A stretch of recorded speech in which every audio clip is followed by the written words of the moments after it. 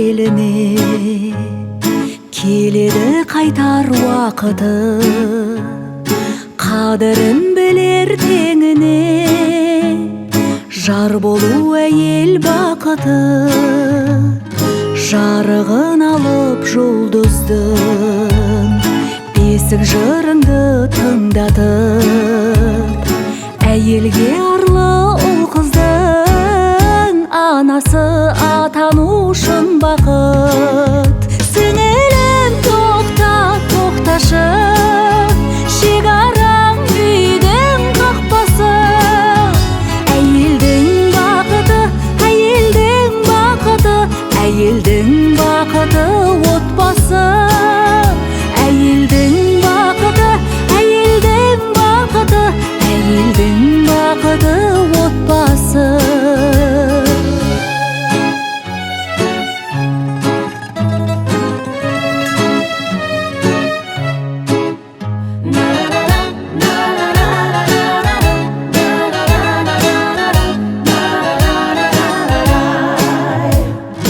Әйелге жеңіс белес қой, еріне деген құрметі, асыл тастағу емес қой, асыл жар болу міндеті.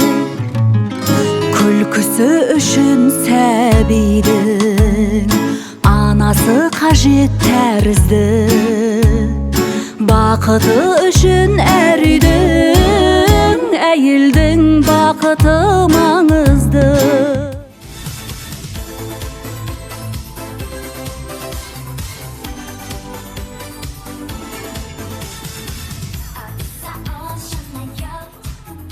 Ассалаумағалейкум. Алыстан жақыннан келіп жатқан ағайын туыс және де достар, кластастар, қош келдіңіздер. Көңіл күйлеріңіз қалай?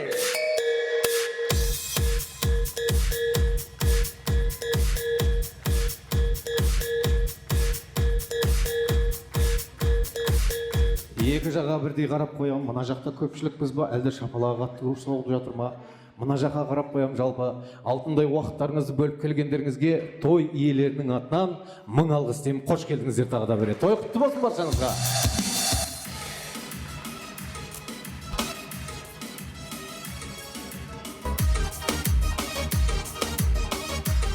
Жақсы көңіл күймен бастаған бізге жөн болар не үшін келген қонақтың әрқайсының көңіл күйі көтеріңкі болса, ол той жақсы болады. Ал енді той иелері той басталмас бұрын қобалжуда болады. Қонақтарым қалай келіп жайғасып жатыр ма, көңіл күймен жай күйі қалай деп. Сондықтан да дауыстап сіздерден той иелері естілсін деп көңіл күйлеріңіз сұрап жатырмын. Тағы да бір рет сұрап қойшы, қошеметпен көңіл күйлеріңіз қалай?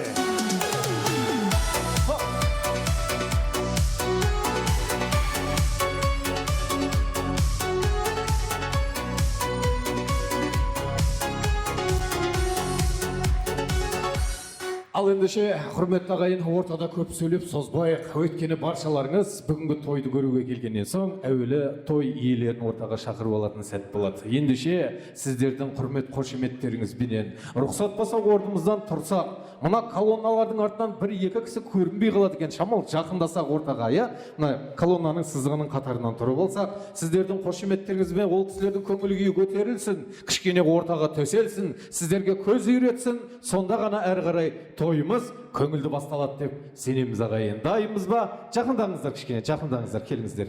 Көрініп тұрыңыздар. Иә.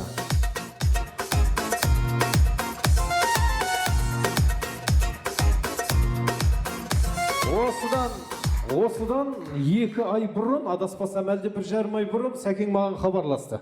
Той істеп жатырмын деді. 2,5 ай ма? Мен енді ұмытып қалыппын, шынымды айтсам, өйткені көп кісі хабарласады. Сосын сұрап жатырмын ғой, қалай тойда жайша жасап жатсыз ба деп, яғни сіздерді сағындым деді. Сондықтан да сіздерді сағынған екен, сіздерде сағынған боларсыздар. Осы тойын көтеріп келген кезде кәдімгідей қошеметтен шашуды шашып отырайық ағайын. Кәнеке қошемет.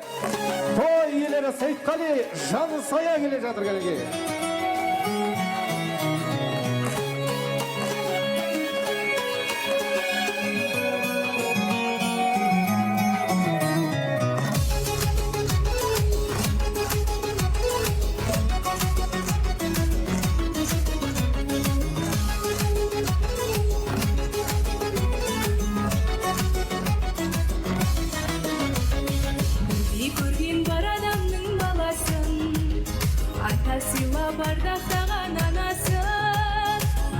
Сендегі кішіге де елге еліне құдай берген даласын бірін-бірі бауыр деген той тойлаған ауыл менен бірге көрген ауыр менен жеңілді дәстүр салтын ұмытпаған тілін дінін ұмытпаған жақсы көрем қазақ дейтін елімді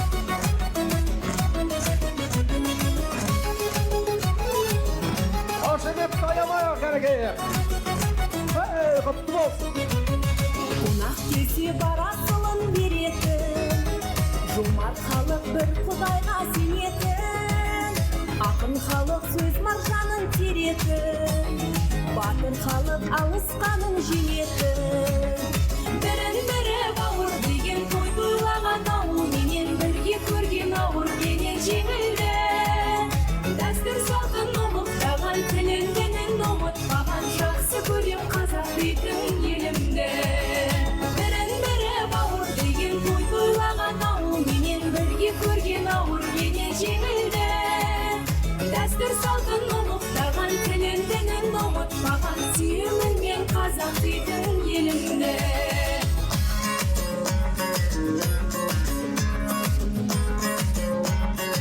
Ай, бәрекелді көп рахмет.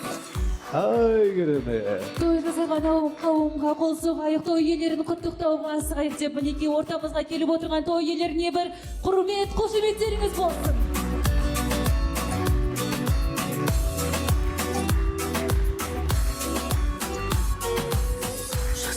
Рахмет. Әнмен әрлеп, аруым қыздарына бір қошемет соқып қойыңыздаршы. Әнмен әрлеп, мінекей қазір тойдың барысында да сіздерге, көңілдеріңізге жақсы көңіл күй сыйлайды. Келіңіздер мына жаққа бір қатар тұрып алайық. Болды, осында тұрып алайық. Сәке, той құтты болсын. Көңіл күй қалай? Жақсы ма? Жақсы. Осы келіп жатқан адамдармен жаңа амандасып жатсыз, арқа, жарқа, тамада, білмеймін, кіргенде сразу образға түсіп қалдыңыз ғой. Жаңа айтып жатырмын ғой, хабарласты, тойды жайсаш деп жатсыздар ма деп, сіздерді әрі сағындым дейді, әрі үйде отырып ішіп кетті дейді. Сондықтан да әзіліміз жарасқан еліміз әуелі той құтты болсын. Ал енді бір жігіт болса сіздей болар, жарын сыйлап мінекей. Келіңізші бір қатым алдыға шығыңызшы. Білмеймін, бір қошемет сізге ұрат шығар келген бар.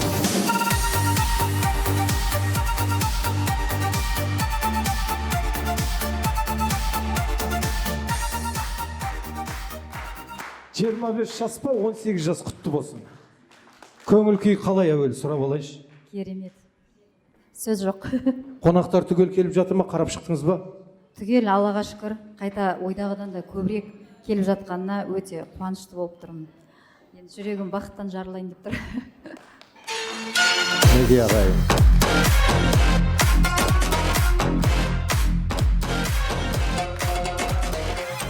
Өйткені мына той басталмас бұрын осы кісіден сұрап алған көңіл күй қалай, қонақтар барлығы түгелдей жинала ма десе, менің қонақтарым пунктуальный деді.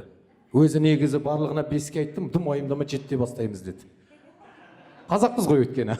Сондықтан да ардақты ағайын баршаларыңыз бір атаның баласындай бір шаңырақ астына мінекей бір жеңнен қол шығарып, бір жағадан бас шығарып баршаларыңыз келіп жатқан мінекей той иелерінің атынан тағы да бір рет мың алғыс айтамыз. Қош келдіңіздер тағы да бір рет.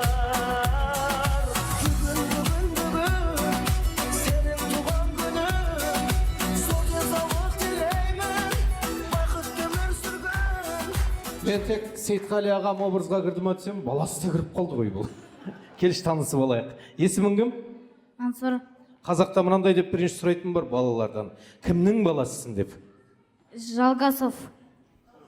Жоқ, фамилия емес. Мына папа, мына мама. Аха, кімнің баласысың?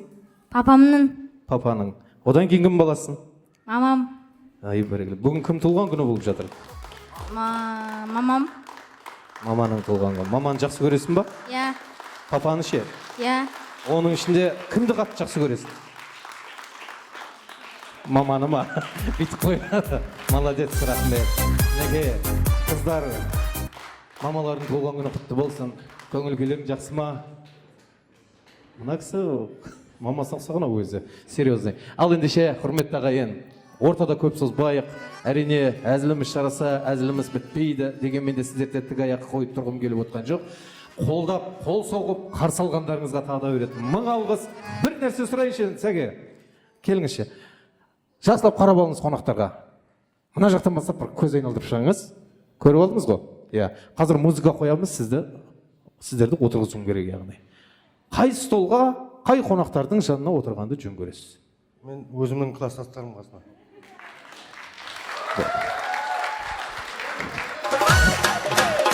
Әні.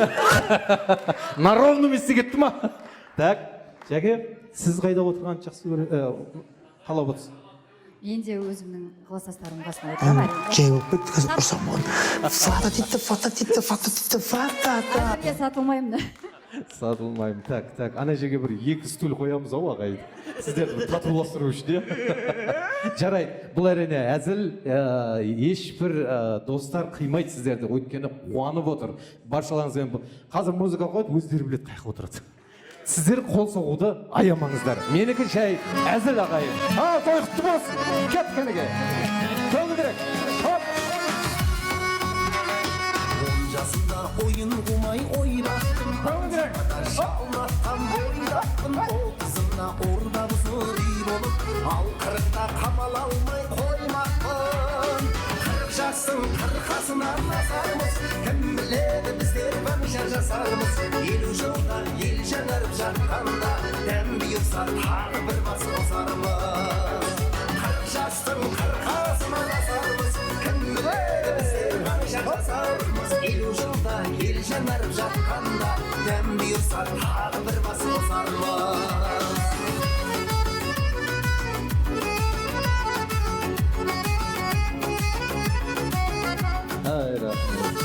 Көрдіңіздер ме? Той иелері ешкімді ренжіткен жоқ. Тарап кетті. Өзім таппай қалдым. Қайда кетті білмеймін.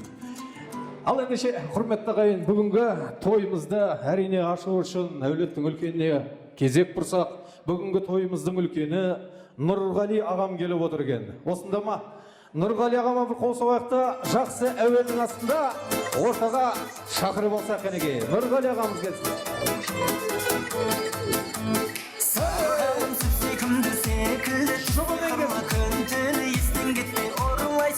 Ассалаумағалейкум, Нұрғали аға, қалайсыз? Көңіл күй қалай, жақсы ма?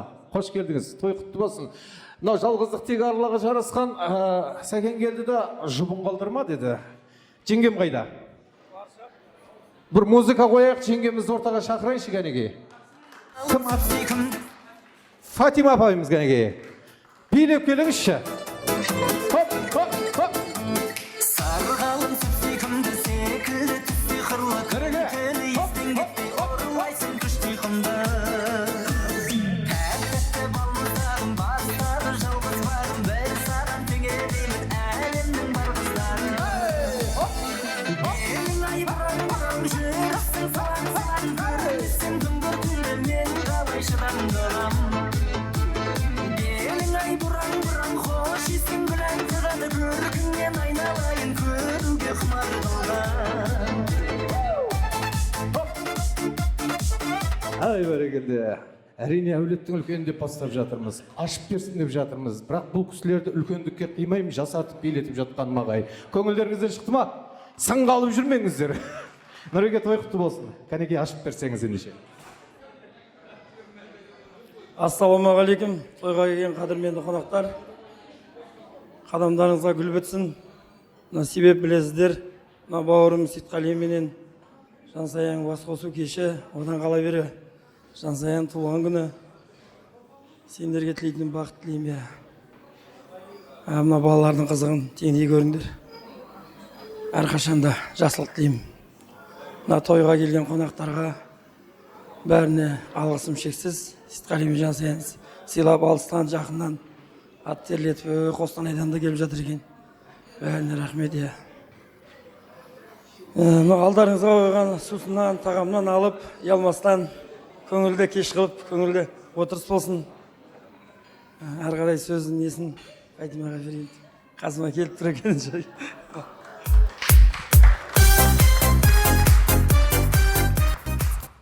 Демісіне қадірменді қонақтары, бүгінгі қайным мен келінімнің жақсы ниетіне келіп қапсыздар. Құтты болсын қадамдарыңыз. Дейміз, қайным, Жансая, бақытты болыңдар, Жансаямна туған күні құтты болсын, жасыңа жас қосыла берсін, басыңа бас қосыла берсін. Не дейміз, әрқайсымыздың үйлерімізде осындай той болсын, той деп жиналайық дейміз. Сол тойлар қала берсін, өсіріп отқан кішкентайларыңның қызығын көре беріңдер. Не дейміз, барлықтарыңыз дендеріңіз сау болсын, алып отырыңыздар астан.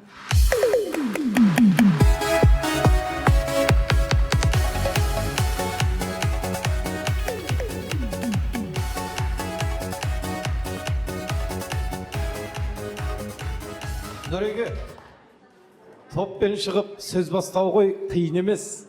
Топтан мұрын сөз бастаған қалай екен? Енді үлкейгеніміз біліп атық, бұдан да алдын бір тойды байқамай тойдашып келеміз. Көп жерде қысылып қалады да, ағамызда оказывается опыт бар екен. Ал ендеше, жаңа бие ұнады ма? Жеңгеміз бен ағамыздың? Сіздерге өтті ма? Давайте тағы бір билетіп төрге шығарса қалай болады екен, бола ма? О, және де той иелері қосылып билесе. Фотоға түсіп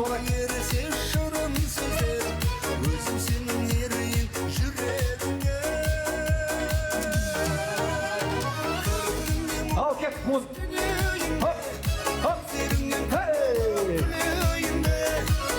Көңілдірек әреке.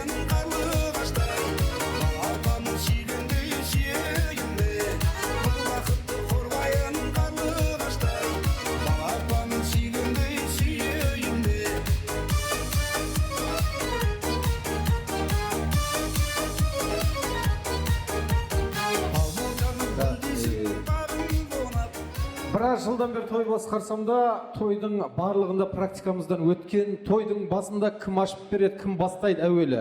Қандай жай-күй, қандай көңіл күйде келеді, тойға кішкене соның да әсері тиеді. Сосын той иелері қандай адамдар, қандай бір қонақжай адам болса, ол да әсерлі болады. Келген қонағы дәл сондай жайлы болады ағайын. Сондықтан да демекшіммен той иелеріне бірінші ортаға шақырғанда тек қана сұрақ қойдым.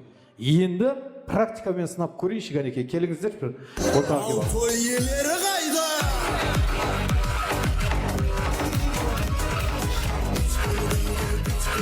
Сәке, жаңа айтып жатырмын ғой, той иелерінің көңіл күйі, жалпы өздері қонақ жайлылығын білдіріп отырса, қонақтар жақсы жайлы отырады. Олар да сіздерден ұялмай отырады.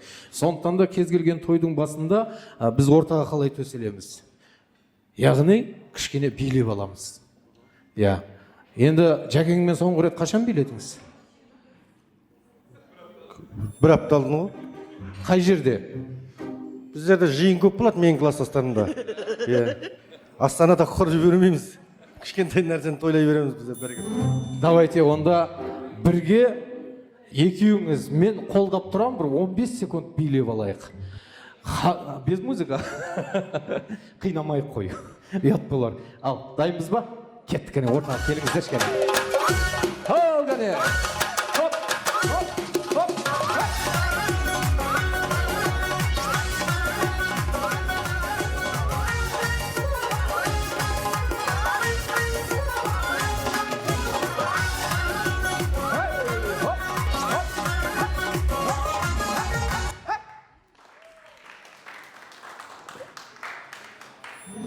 Сәке, что-то өтпеді бейіңіз. Білмеймін, шапалақ ұрмады. Ашып бергеннен соң дастарханға нападение болып кетті ма? Өтті ма бие? Өтпеді ма? Қайтадан ба? Давайте тағы. Кет кәне. Хоп! Көңдірек! Хоп!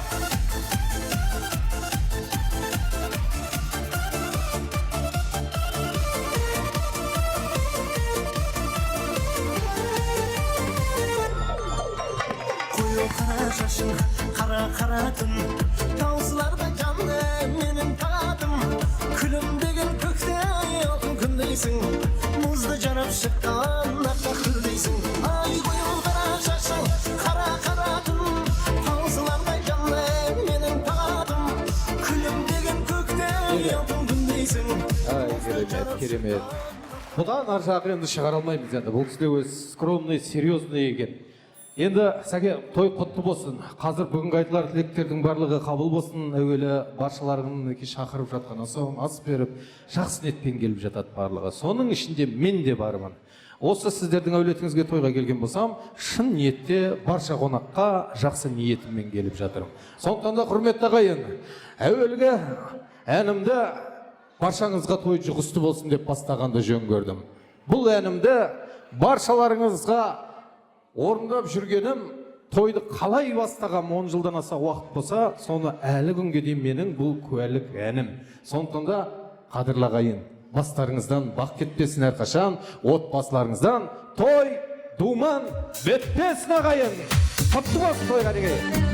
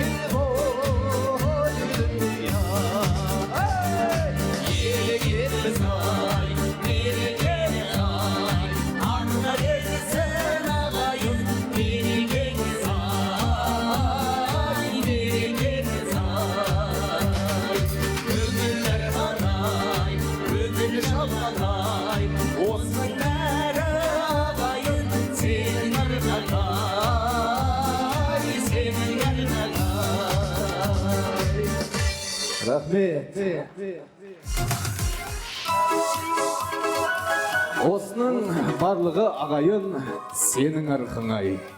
Ағайын туыс жиылып, осындай қуанышыңды бөлісіп келген кезде жақсы бір дананың сөзі еске түсіп жатады ағайын. Бұйыртса көрер қызық әрі күн сайын, құйылып келе береді сағат сайын. Қуаныш пен қайғыңды бөліспесе, не қылайын ағайынның берген тайын. Қуанышқа қуанып қорған болса, одан артық бақытты не қылайын дейді ағайын. Ендеше Сәкеңнің бауырлары, туыстары яғни ағаларын, жеңгелерін бір сөзбен айтқанда бауырларын тілектің алаңына шақырайық кәнеге. Бір келіңіздер жақсы әсем әннің астында билеп кәнеге. Сейтқали ағамыздың бауырлары кәнеге. Көмілдірек. Хоп, хоп. Қара шашың өрілгендей сенің билеп, хоп, хоп, хоп. Бил қайда. Қызыл өрік, сүйіп қалдым мен сені көріп. Қызыл өрік, тойшы маған көңіл бөліп. Қызыл өрік, сүйіп қалдым мен сені көріп. Қызыл өрік, тойшы маған көңіл бөліп. Қош келдіңіздер. Құрметті бауырлар, туыстар, ағайындар, жалпы Нұрғали ағам бастаған топ. Бұл кісілердің бейінен келіп қалған кісілер ұялып қалды ма?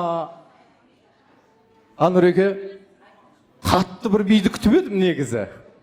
Давайте қазір тілек айтайық, одан соң мына би болмайды. Одан да жаңғыртайық, күшейтейік. Өйткені кейінгі қонақтар сіздерге қарап бой түзейді.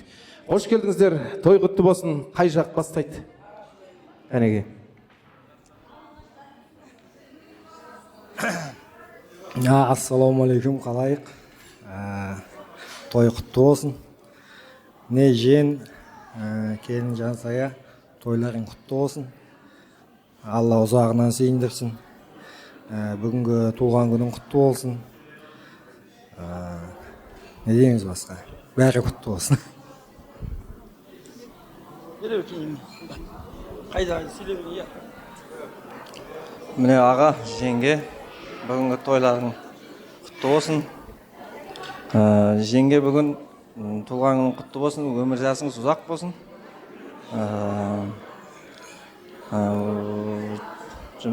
Балдарыңыздың қызығын көріңіз.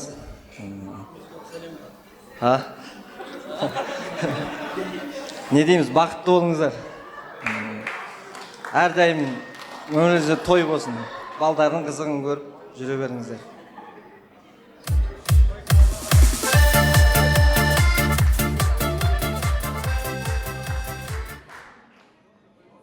Жансая, бүгінгі туған күнің құтты болсын, денің сау болсын, тойларың құтты болсын. Сейтқали екеуің балдардың қызығын көріңдер. Әрдайым үйлеріңде той болсын. Бақытты болыңдар.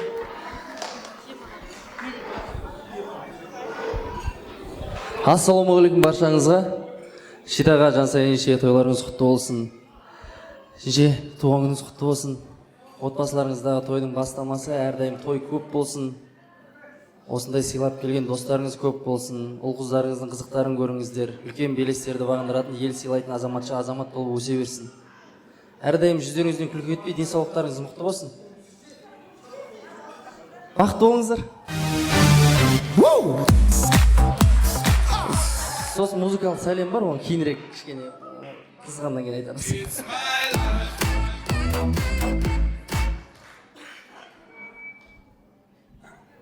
Болды па тілеген? Керемет, керемет. Айттым ғой, той иесі қандай болса, скромный өзі, спокойно, онда көп сөйлей бермейді. Қонақтар да солай басталып жатыр өзі. Әйтпесе, бірінші тостың барлығын мыжып тұрамыз ғой. Кәнеке, кім?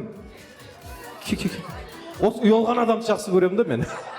Ұялған адам бар ғой, қойып берсең, біраз айтады да, ол мұғалім ба бірдеңе болып шығады ғой, 40 минут сөйлейді. Кәнеке, мұғалім емес па? Давайте барын айтайық кәне. Ал енді, Шитаға ассалаумағалейкум баршаңызға. Бүгін тойларыңыз құтты болсын, Жансая енше 40 жасыңыз. Өмір жастарыңыз ұзақ болсын, өсіріп отқан ұл-қыздарыңыздың қызығын тоймай жүре беріңіздер.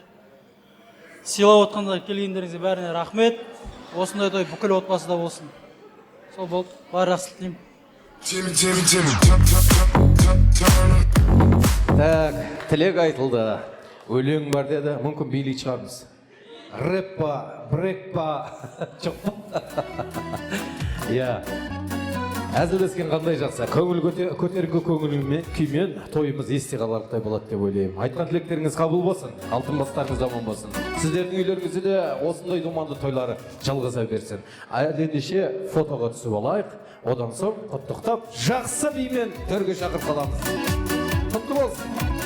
Алдарыңызға бүгінгі ақ дастарханның сәні болған, ескіден қазақтың дәстүрі асы болған, етіңіз дайын болды. Қазақтың күмірлеген күйіменен алдарыңызға асымызды тарту өте қабыл алайық әнеге.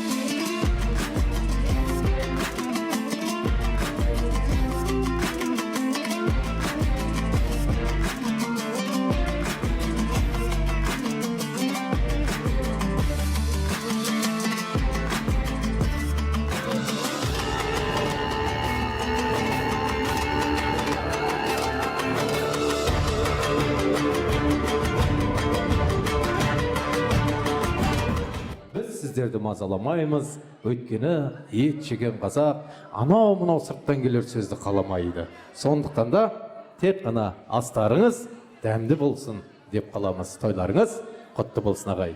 Қол ұстасып бақыт жырын шертеміз дедік, қарсы жүріп үйренсек те қар мен жаңбырға, бірақ қарсы тұра алмадық асау тағдырға.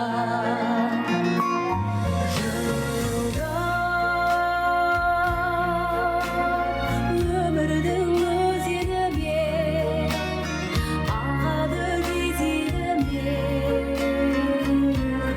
сенсің, көңіл ашық менің ғашық ғасырым. Ерте де кеште тұрасың сен есте, мен өшсем де өшпен асылым. Ерте де кеште тұрасың сен есте, мен өшсем де өшпен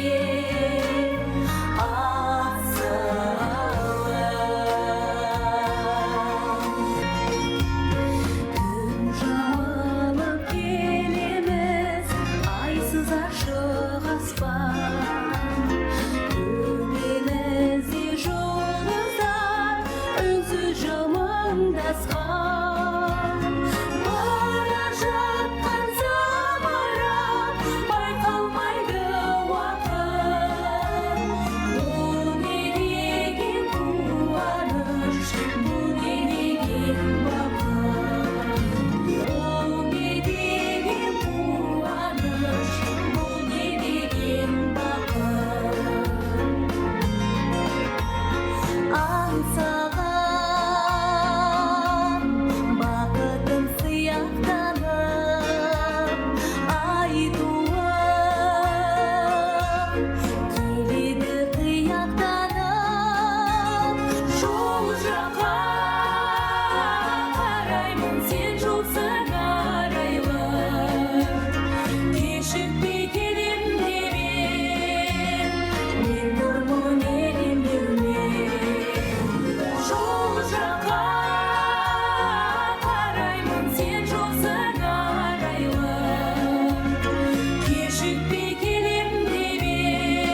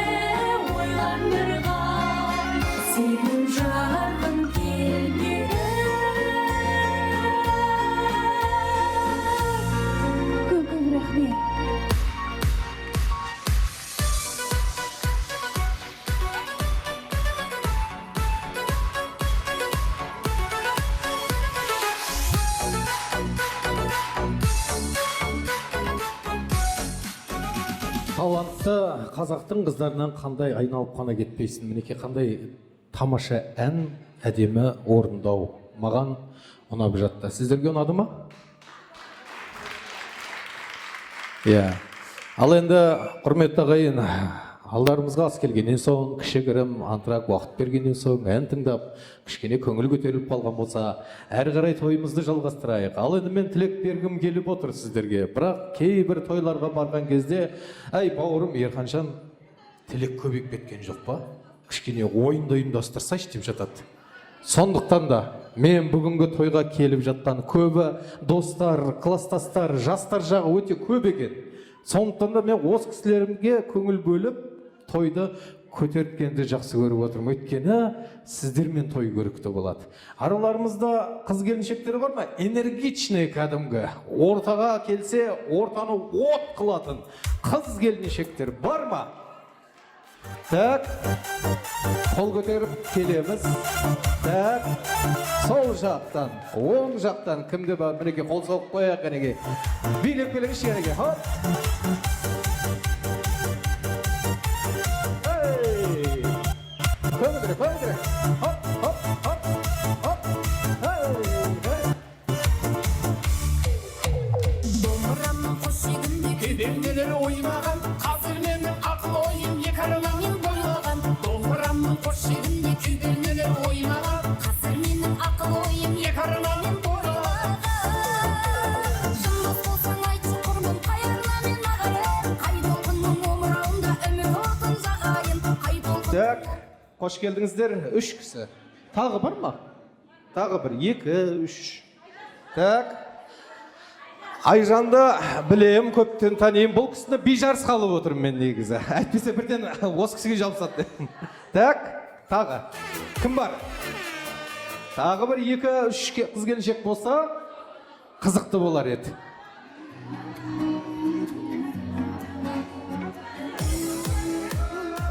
Қазір шықпасаңыздар мен той иесінің өзіне сұраймын.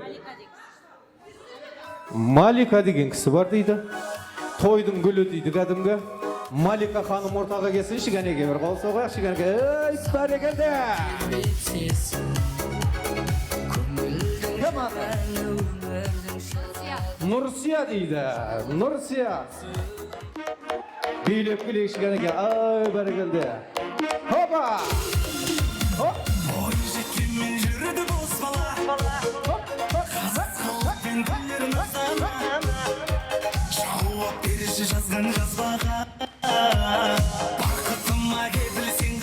Жансая, негізі Нұрсияны биге шығару керек еді, кішкене сақтап тұру керек еді. По секрету айтайын, ең мықтыларды жаңа бейжарыс, кәдімгі ортаны қыздыратын уақыттар болады. Жарайды, қалған кісілерге көшті шыға бересіздер ме? Танысып алайық әуелі. Есіміңіз кім болады? Малика. Қандай жақын боласыз? Құрдастары. Құрдастар. Малика. Шитан класстас. Тек менау айтатын, Сейтқали деп. Класстас боласыз. Сіз? Класстас. Класстас. Нұржанат, жан сайын бөлесімін. Бөлесі? О. Класстас. Класстастар жағынан, кедейлер жағынан. О, кедейлер көп ау, қол соғу көбейіп кетті ғой. Ал енді бұлай жасайық, скромный бір ойым болсын. Сіздердің ой жүйріктеріңізді байқаймыз. Сіздердің ой жүйріктеріңізді. Пока тойдың басында бейжарыс өткізбейміз, билемейміз. Сіздерді бірінші отырғызып, жақсылап мен демалдырып алайын мына жерге. Сосын қалғанын түсіндірем қазір. Келістік пе? Нұрсия, отырып алыңыз, отырып алыңыз. Жоқ, бармайсыз, келіңіз. Мен емес, той иесі шақырды сізді негізінде. Иә, отырып алыңыз, сіз де отырыңыз, барлықтарыңыз отырасыздар. Барлықтарыңыз, кәнеге бір стульчик беріп сіздерді бір құрметтеп алайық әуелі. Тойдың басында отырып алыңыздар кәнеге. Жетті ма? Біреу, аха. Иә. Ал енді араларыңызда тойда көп жүрген кісілер болса, ойынның қандай ойын болатынын байқап тұрған шығарсыздар. Білесіз бе қас қандай ойын ойнаймыз? Ау. Білмейміз. Біліп тұрмын. Білмеймін. Екі кісі біледі екен.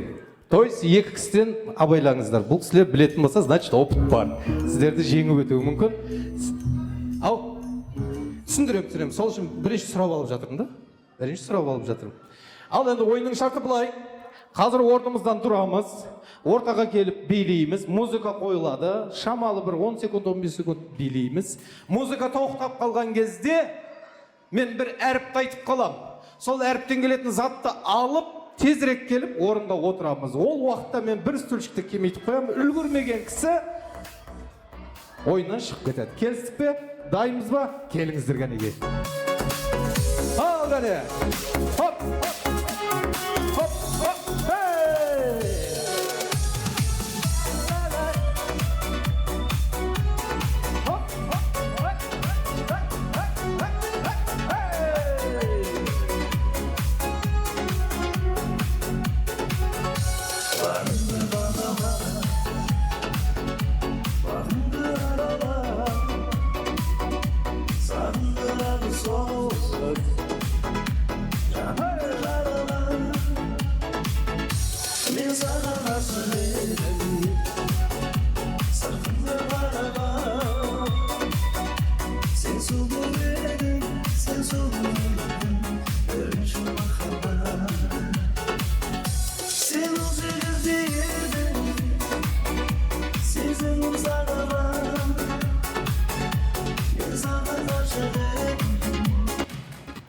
Д әрпінен келетін Д.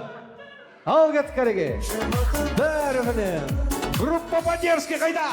Ал кеттік. Абайлап жүгіреміз.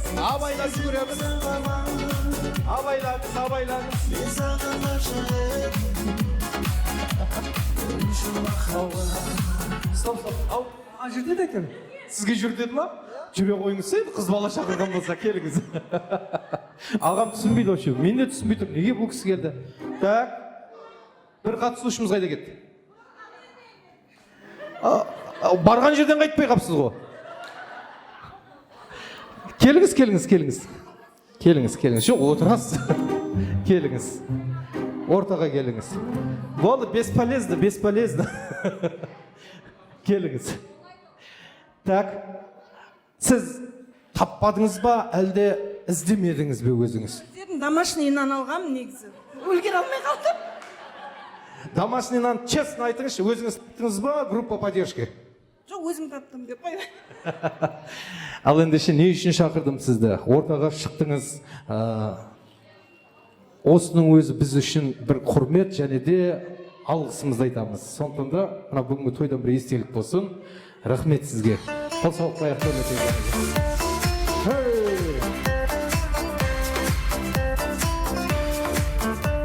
Так, енді қатысушылардан сұрап алайын. Не алып кепті? Доп. Көтеріп көрсетіңіз, барлығына көрінсін. Көрініп жатыр ма? Доп алып келіпті. Сіз? Домалақ.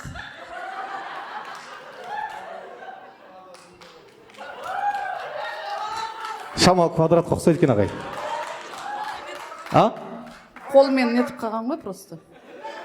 Сіз мен келгенше домалатып отырмадыңыз ба? Құрт қол. Қабылдаймыз ба? Қабылдаймыз. Так. Дулат. Жаңа атыңыз тұрамаппын. Ойландым. Бұлай қарайын. Д іздеймін бәршеңізден. Д жоқ. Так. Негізі Дулатты сіз алып келдіңіз ба? Мен алып келдім. Мен әкелдім дейді ағайын. Дулат бірақ өзі келді. Дулат еріп келді. Ой, жүр дедім ғой. Орнынан айырылып қалмайын деп, бірақ келе салдыңыз. Қабылдаймыз, жарайды. Так, сіз? Домалақ, бауырсақ. Қайсысын қабылдаймыз? Бауырсақты или домалақты? Домалағын қабылдаймыз. Домалақты жаңа айтып күлгеннен кейін соң ұялып тұр ғой, негізі қазір күледі деп. Жақсы. Тоже домалақ. Шіркін, домалақты тауып алғандарыңызды айтамыз ол. Қабылдайық ағайын, кәнеге. Кеттік жүріңіздер, билегенде ше. Қол салып қояқшы, кәнеге, кешіресіз. Ортаға келіңіздер, кәнеге.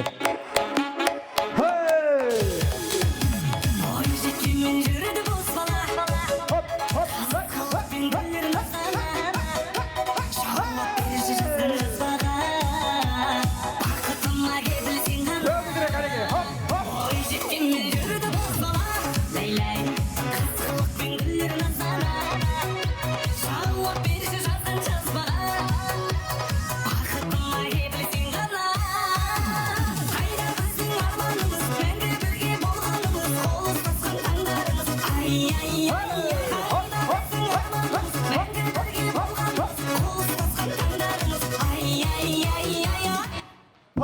әрпінен келетін парта дегенде P. Ал кеткерге.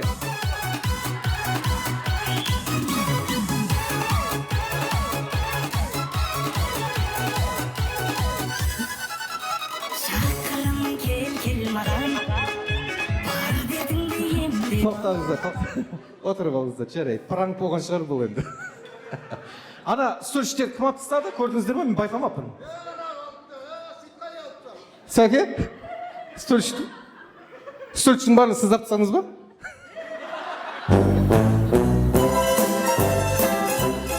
Жәке, келіңізші.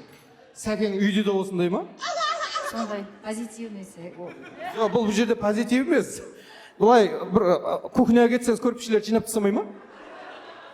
білмеймін, ондай жоқ па. Біз ойын ойнатып жатырмыз, стөлшікті алып тастапты, мына кісілер жайғасып отырып алды. Негізі Сәке, біз бір стөлшікті алып тастайтынбыз. Үлгерген кісі отырады, үлгермеген қалып қояды негізі. Бірақ сіздерді ойлаған ғой, ешкім шықпай қойсын деген. Жарайды. Так, не алып келдік? Пышақ. Помада. Помидор. О, керемет. Помидорды көрсетіп қойыңызшы кішкене. Киімге тиіп кетпесін абайлаңыз. Ай, бәрекелді. Қабылдайық ағайын. Амал жоқ. Сәкеңе бірдеңе дей алмаймын. Той істеп жатқан кісі. Давайте. Заттарды қояйық, ортаға кішігірім билеп алайық әнекей. Ал кеттік әне.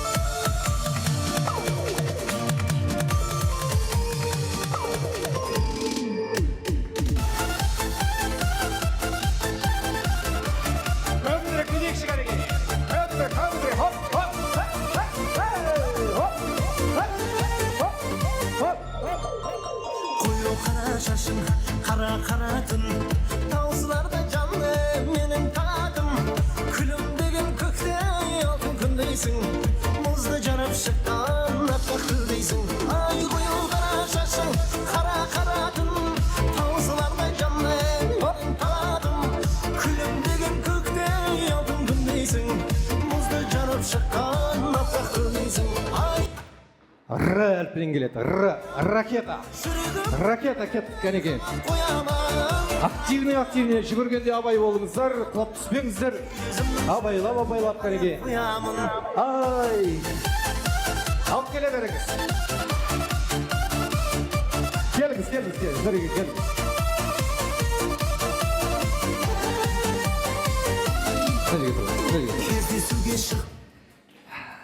Керемет.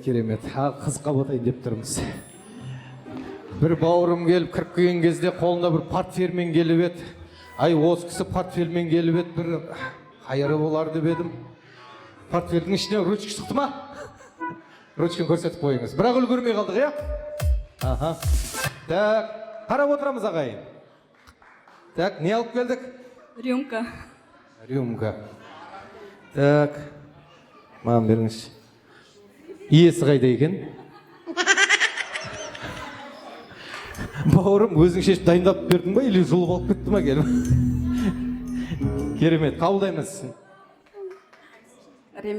Ремен. Так. Ручка. Рюмкадағы арақ. Арақ или рюмка? Рюмка. Қабылдадық. Ал енді Нүрия ханымға бір сыйлық береді. Ау? Негізі есеп емес қой деймін да. Қайсы? Ремен жігіттер әкеп беріп тұр да. Да. Соны айтам. Ременді жігіттер әкеп берді. Бірақ орында отырды ғой енді, қайтейін енді. Я, әнеке, құтты болсын, рахмет. Қол соғып қояқшы ағайын. Соның көзі ерлі көзі. Заттарды қояқ. Керемет. Күгірікті дегенде күгірігі Күгіріктің сабағы күгіріпті Оралыңның барында ойнада біл Ойнағаның күлмеге не көрінді Ай жаным, асыл жаным Керек емес өзіңнен басқа жаным Ай жаным, асыл жаным Керек емес өзіңнен басқа жаным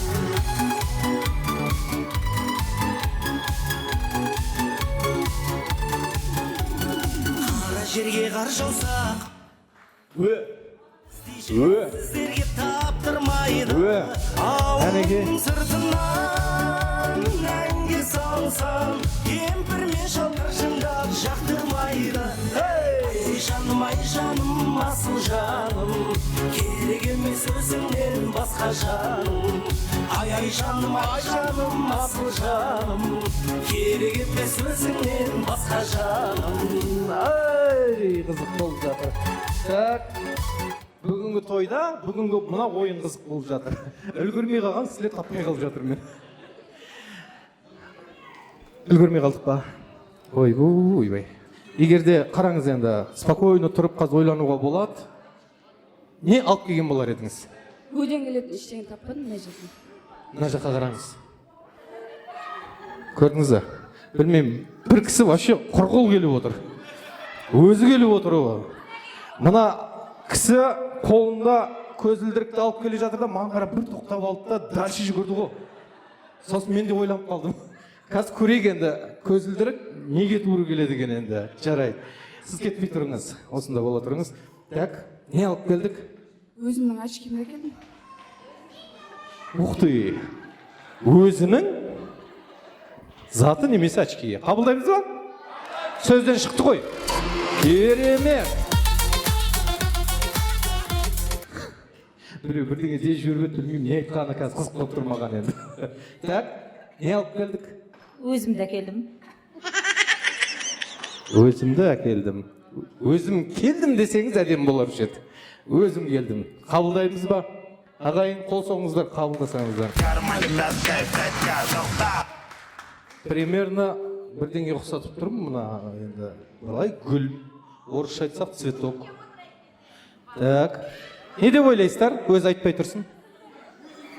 Тыңдап көрейік. Өсімдік. Мынау ма? Иә. Точно? Көзіңіз шете ма? Иә. Ой, бәлә! Ма, өсімдік дейді. Бұның суреті өсімдік негізінде. Мынау живой емес. Бірақ, сонша жерден көтеріп келдіңіз, мен ойлағам өліп қалған гүл деп айтама деп сізді. Қабылдаймыз ба ағайын? Бір қол соғып қояйық. Көтеріп келген еңбегі бар. Қыздарды көп қинамайық. Так, ендеше сізге бір сыйлық берейін мен. Бүгінгі тойдан естелік болсын. Жаңа допты сыздап келдіңіз ба? Жарайды, ендеше бүгінгі тойдан естелік болсын. Антистресс, жұмыста отырған шаршаңызды бір-бір күнде алып ұрып отырасыз. Ал кәдеге келіңіздер, қатысушылар ортаға.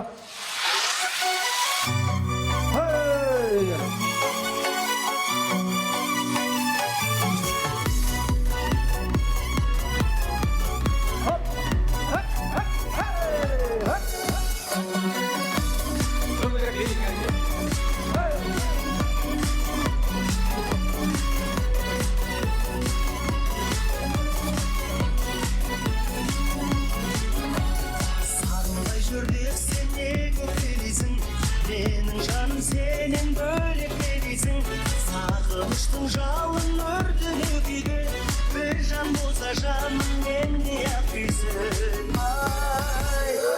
Бейсің, басам демейсің, сағынып мен келсем, келесің келмейсің, мені кінәлайсың, өзіңнен көрмейсің, сағынбайды маңдар не болай дейсің. Рахмет. Қарпы.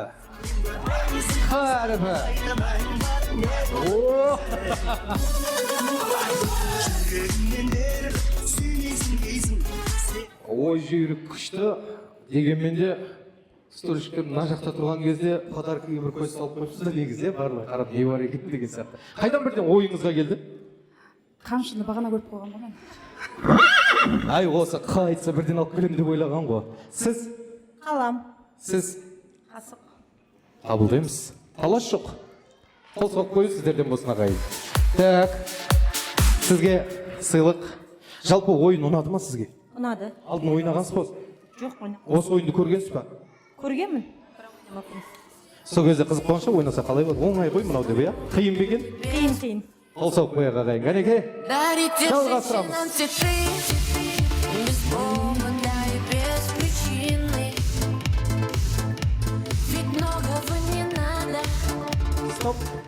топ. Екінші қатысушы қайда екен? Енді жақсылап билейміз. Соңғы түйенің жүгі ауыр дейді. Жүгіргенде абай болыңыздар, бізде бір орындық қалды. Осы орындыққа кім бірінші келеді? Финал деп жариялаймыз. Кет қареге! Двери без ключа. Ортаға! Громче! Стаж богача. Раскидался как Джеки Чан.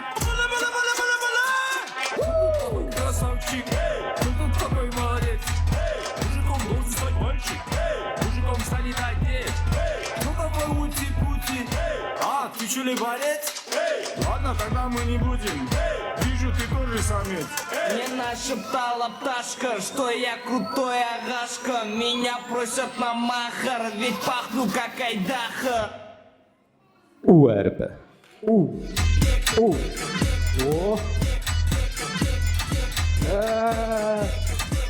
Ойын вообще либо оңай болып бара жатыр соңына келіп.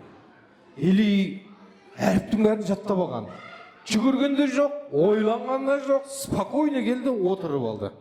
Так, маған қызық болып жатыр. Удан келетін. Мутибаева Малика. Ой, пырмай, мына баланың сумаңдауын-ай.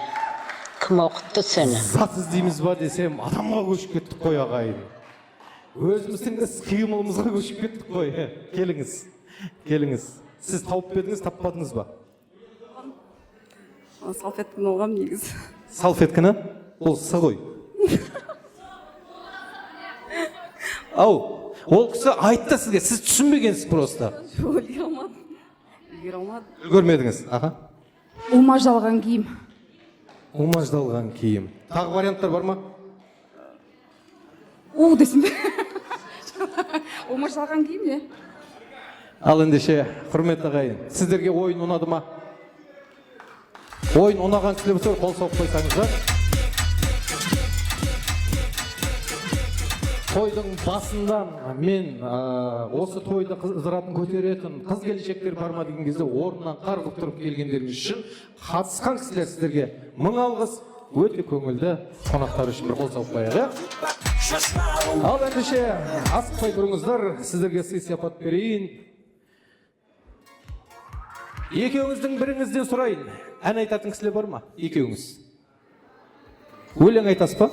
Караоке барып тұрасыздар ма? Кім барады? Сіз барасыз ба? Караоке барып тұрсаңыздар, үйде дайындалу үшін мына тойдан анық естелік болсын. Өткен финалға жеткеннен соң сұрап алып, осыны беріп жатырмын. Так, сізге қамшыны берейін сізге. Жаңа қамшыны алып қойыңсыз ба? Естелік болсын осы. Ал ендеше. Қамшы ұстара, оларымыз көбейе берсін. Ай, бәрекелді, қол соғып қояйық ағайын. Рахмет.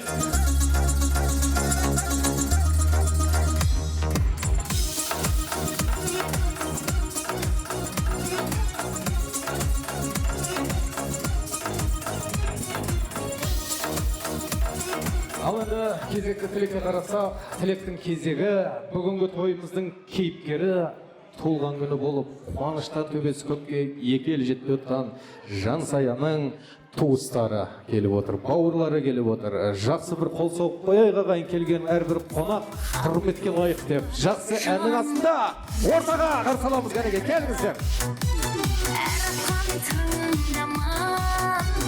Билеп кәніге, жақсы көңіл күйден.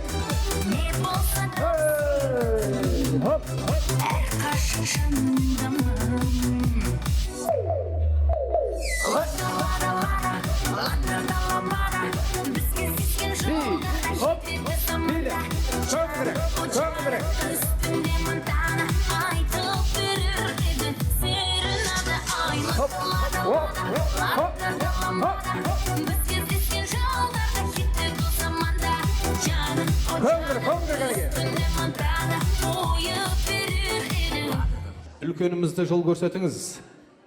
Қай жақтан бастайық? Ассалаумағалейкум. Қош келдіңіз.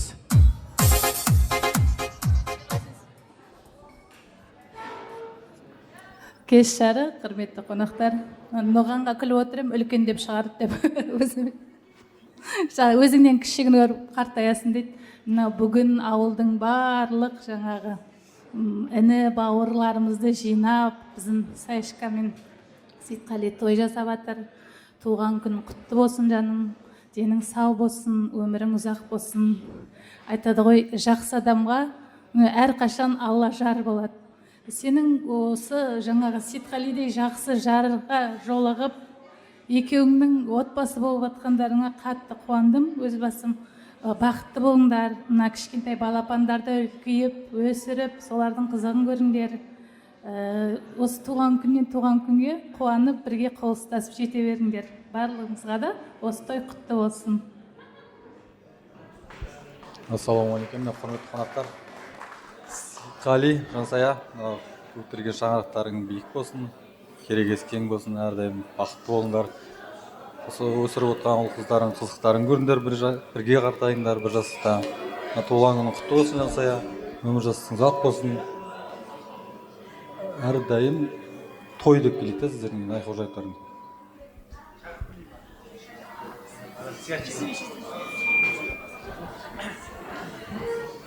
Ассалаумағалейкум, құрметті ағайындар. Той құтты болсын, Бажеке. Жансая, той құтты болсын. Той қыласын, Жансая туған күнмен. Енді бірігіп той жасағасыңдар ғой. Шаңырақтарың кең болсын, әрдайым үйде қуаныштар көп болсын. Ойнап күліп, сіз біздесіп, бажа деп бір-бірімізді сыйлап жүре берейік. Әрқашан дастархан жақсы күндерге жайылсын дейміз. Постоянно бажа деп бір нәрселер айтып жүреміз ғой. Өткенде бір Алматыда бір тамада айтады. Бажа деген сөз бір үйдің аруларынан зардап шегіп отырған адамдар деп. Оған енді мен қатты келісе қоймаймын. Керісінше айтқым келеді. Бір үйдің аруларынан арқасында ұрпағын көбейтіп отырған адамдар деп айтқым келеді. Өсіп әйтеуір бажа неміз әрқашан мықты болып, сіз біздігім жарасып жүре берейік. Той құтты болсын.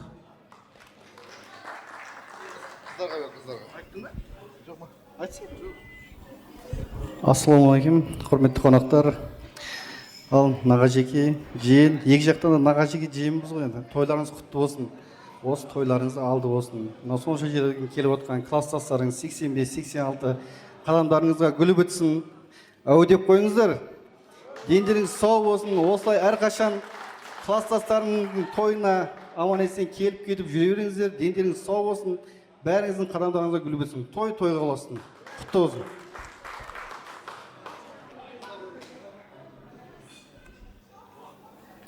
Қайырлы күн, құрметті қонақтар.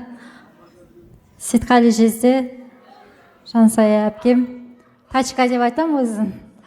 Туған күніңіз құтты болсын, дендеріңіз сау болсын. 40 жас деген ол үлкен бір белес.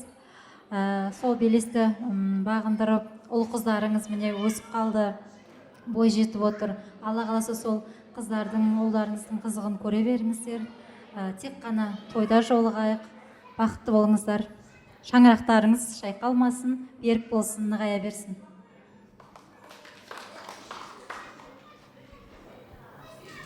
Мінекей, бүгін керемет күн, тарихта қалатын күндердің бірі болып жатыр.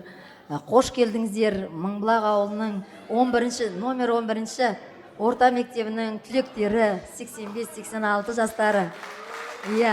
Сіздерді көргеніме өте қуаныштымын. Бүгін керемет күн, өте қуанып тұрмын. Ауылдастарымды көргеніме, бірге бір құмда ойнаған 85-86 тетелес қатар болып бірге ойнадық. Сол достарымызды көргеніме өте қуаныштымын. Сіздер қош келдіңіздер. Енді бүгін осы үлкен тойға себеп болып отырған Сейтқали мен Жансая. Сейтқали жездем, Жансая әпкемнің шаңырағында үлкен той болып жатыр. Сіздерге тілейтінім, отбасыларыңыз аман болып, дендеріңіз сау болып, осы өсіріп отырған ұл қыздарыңыздың қызығын көріп, тек жақсылығын көріп, үйлеріңізде үнем той болып, бақытты болып қартая беріңіздер. Жансая әпкем, тетелес әпкем, 40 жасыңыз құтты болсын, деніңіз сау болып, осы Аллам күш қуат беріп сізге, жаңағы балдарыңызды бақытты қылып өсіре беріңіздер. Барлықтарыңыздың үйіңізде осындай той, думан бола берсін. Енді бұдан былай да Мыңбұлақ жастары бірге бас қоса берейік.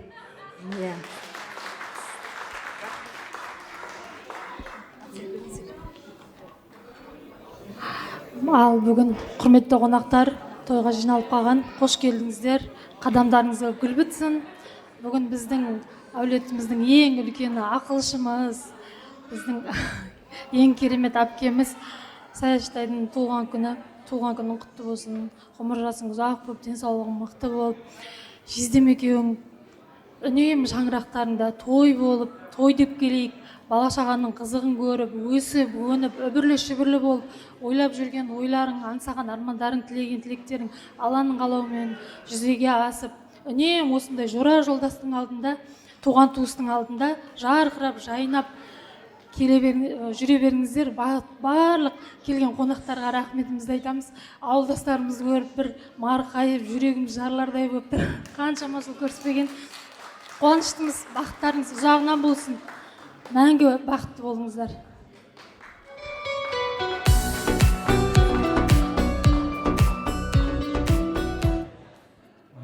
Тәте, жүздуға юбилей құтты болсын.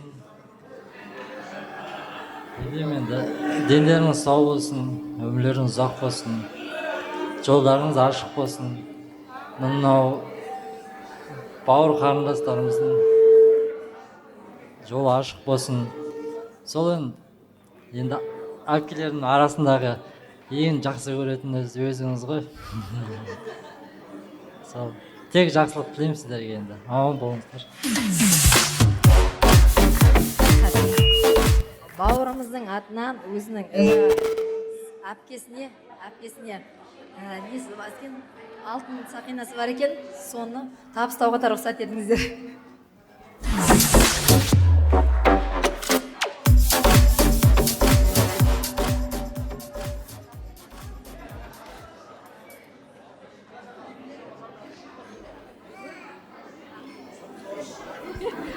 Қайырлы кеш қонақтар.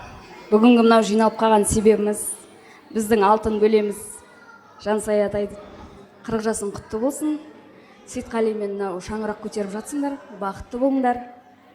Бөлелерімнің ішіндегі Люся тәтемнен кейінгі үлгі тұтатын бөлелерімнің бірісің. Өмір жасың ұзақ болсын. Алға қойған армандарыңды Сейтқали екеуің өсіріп отқан балапандарың бірге қызығын көріп, мен деген ұлағатты беделді бір семьялардың бірі болыңдар. Әрқашанда тілектеспіз, қуаныштымыз. Сол қуаныштарыңа ортақ болып келіп отырмыз, қуанып.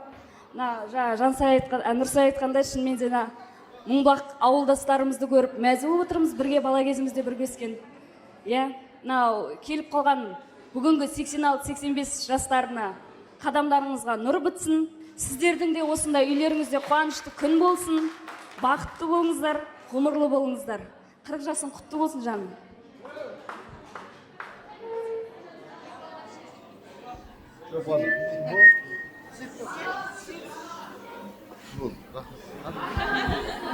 Қосыламыз ба? Ал енді тойдың барысында менің бір осы той жүргізгенде бір тактикам бар. Яғни тактика емес, осы қонақтарға жайлы болу үшін. Тілек айтқан кезде ерекше тілек айтатын кісілер болады. Сондай кісілерді құралақан қайтармаймыз, естелік береміз. Мынау енді сіздердің араларыңызда да бір кісі табылды. Мен үшін құлағымды елең еткен тілек айтқан кісі. Бажасын қатты жақсы көретін, бажас үшін айтып жатқан сөзді елеп ескеріп, ой елегіне өткізіп, қоржынына қосып айтатын. Бажа деген қандай жақсы деп ортаға келіңізші дәке. Той құтты болсын. Бүгінгі тойдан бажаңыз сенді қатты жақсы көретіңіз, көзіңізден көрініп тұр. Естелік болсын деп осы тойдан қамшы берейін сізге. Үйдің төріне іліп қоярсыз. Сол қамшыны жұмыстан шаршап келген кезде қарасаңыз, бүгінгі осы отырған картинамыз еске алып, әрдайым сіздің үйде де той болсын. Құтты болсын той. Айтқан тілектеріңіз қабыл болсын. Ортаға фотоға түсіп алайық әнеге.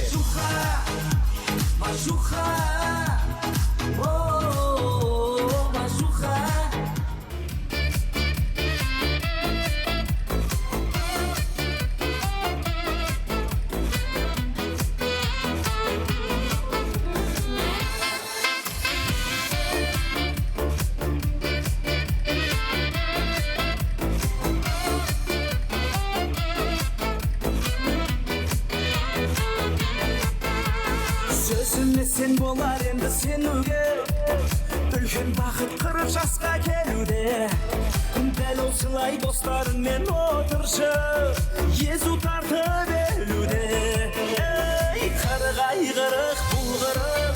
Ай, керемет, керемет. Дойын сіздердің құрметтеріңізге, жалпы келіп жатқан қонақтардың құрметіне ару қыздарымыз ортаға шақырып, сіздерге ән тарту өткенді жөн көрдік. Яғни, битетін дәл өзі.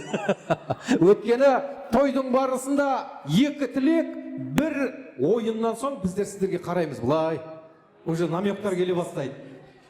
Қашан билейміз деген. Сондықтан да антрак емес, екі музыка сіздердің құрметтеріңізге. Ару қыздарыңыз қазір ортаға келеді. Ән шырқап, келіңіздер ортаға. Кішігірім биге шығып олайға қайын. Той құтты болсын, қуаныш құтты болсын ағайын. Баршаңызды ортаға көңілді биге шақырамын.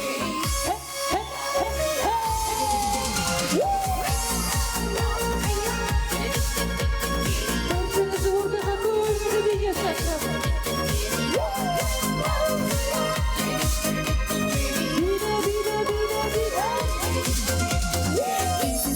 Сол кеште тойда дедім бірден анамая, жүрмейді екен жүрекке айла, қодырша қыз молодая. Мен шықтым ортаға қарай, қодыршаға құшақ жая. Ей қарында сесімнің қалай Балқадиша емес балқия, қодырша билейікші кел бір партия, бақытты болуыңа мен гарантия. Балқия, балқия, балқадиша емес балқия, қодырша билейікші кел бір партия, бақытты болуыңа мен гарантия. Балқия, балқия. Баршамыз бірге көмілдіре.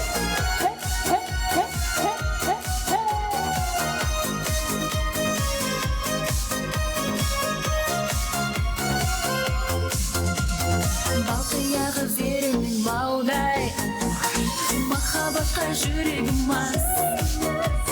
Бара жатыр теңеуім қалмай, алма бойым қиылған қас. Сені сүйсе Балқадишаны, сені сүйдім балқия жан.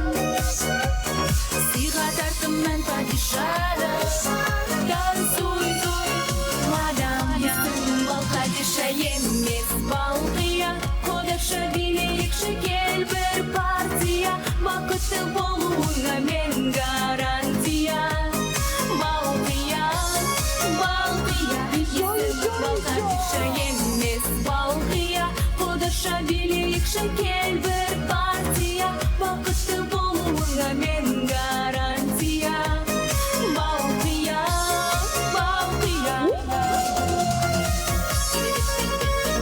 Ай, молодцы, баршамыз бірге көмілдіре.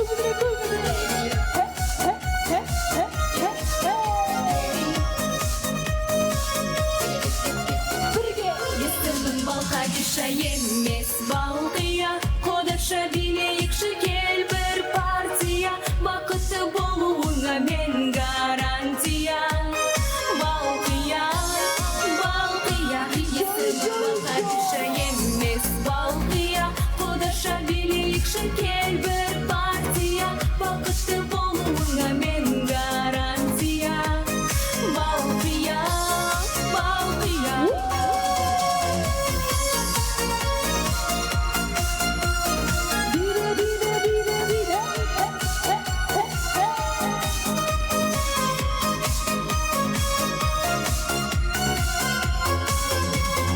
Ай, тамаша ортада кеттіңіз, тәрбие қарағылға сәні той құтты болсын, қуаныш құтты болсын.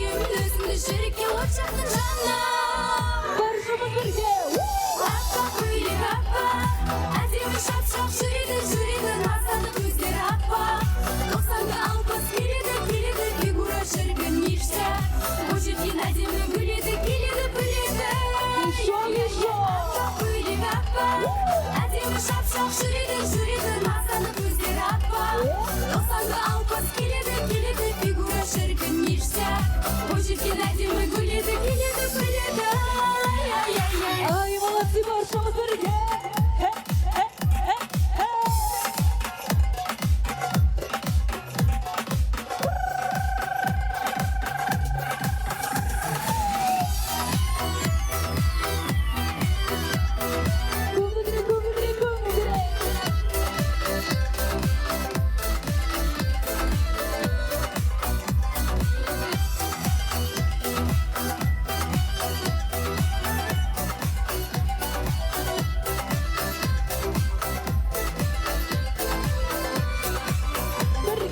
толқын шаштарың иілген қара қастар қабағына ыстық оттай қарағаны шоқтай жанарыңа толқын шаштарың иілген қара қастар қабағына ыстық оттай қарағаны шоқтай жанарыңа Мінекей, құрметті ағайын, биден соң біз антракты не үшін күтеміз? Рахмет. Кіре көр. Антракты не үшін күтеміз, құрметті ағайын? Тілегімізді, ойындарымызды ойнатып алайық деп. Мен кеше өткен жылы Таразға барып той басқардым. Ол кәдімгі біздің ауыл сияқты екен система. Кафелерде, ресторанда үйренген екен, бір тілек, екі би екен. Сол кезде барлығы доволен білет, отырады. А біздер жақта антракқа үйреніп қалғаннан соң ортада би берсек, адамдар таппай қаламыз. Қайтып жинай алмай қаламыз. Сондықтан да құрметті ағайын, бүгін бірақ дегенмен де сіздер билеп жатсыздар, орындарыңызда отырып жатса, бірақ қалған кісілер келсе тіпті жақсы болар еді орнына. Дегенмен де біз тілекті тоқтатпаймыз. Тілектің кезегі бүгінгі той иелері, яғни Сейтқали ағамызбен Жансая жеңгеміздің жалпы нағашымын, бөлемін, жиемін деп келіп отқан қонақтар бар. Яғни тілектің кезегі нағашы, жиен, бөлелерге келіп жетті. Келіңіздер кәнекей, жақсы бидің астында ортаға барсаңыз шақырып оламыз кәнекей. Келіңіздер. Нағашылар қайда?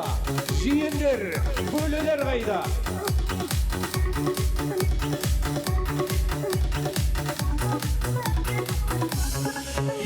Жігіт қыздар жиналып алып күнде думан ойымен Бөлелер шығып кетті ма, нағашылар? Нағашта шығып кетті, оны жаңа байқадым, мен қайтарып жібердім, ыңғайын таппадым. Дегенмен де тілек айтпай қалған нағашы жиен бөлелер бар ма? Тағы бір 15 секунд музыка қояйық, күтейік, шықпаса әрі қарай жалғастырамыз. Кәнекей, нағашы жиен бөлелер.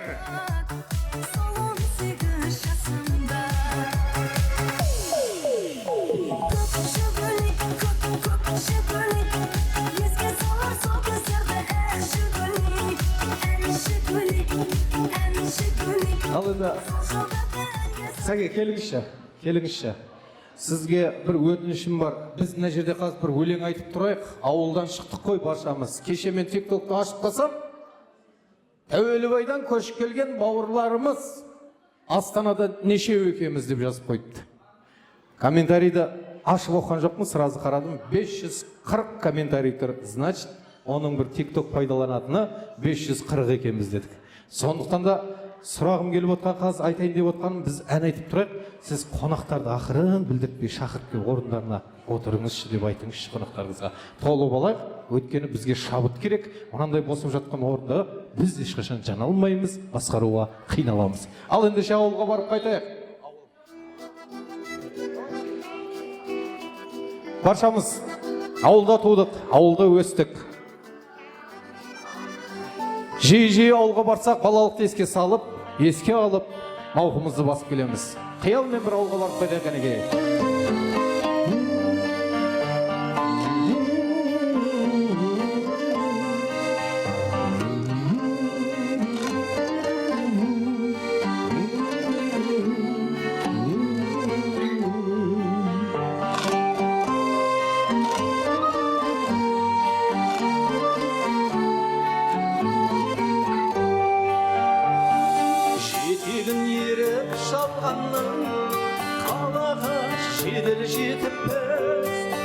артынан жүріп арманның аудан шығып кетіппіз. Арайып бөгіп аспанын араласам дау жер-жерді, атозған ауылдастарым сағынып жүрмін сендерді. Арайып бөгіп аспанын араласам дау жер-жерді, атозған ауылдастарым сағынып жүрмін сендерді.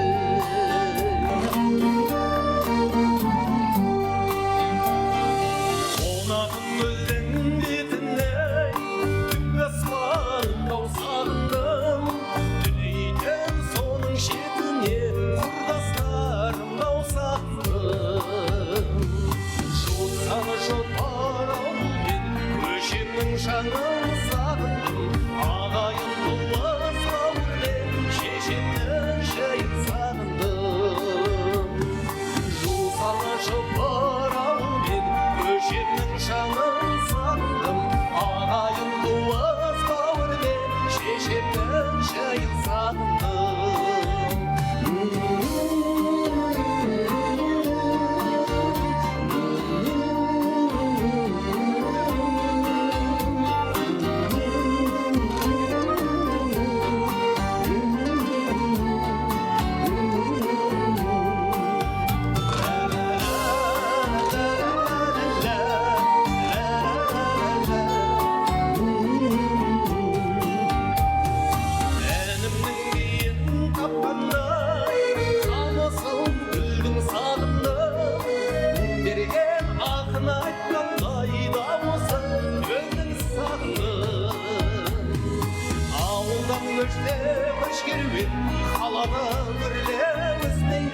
ауылдан адам көшкеннен адамнан ау көшпейді.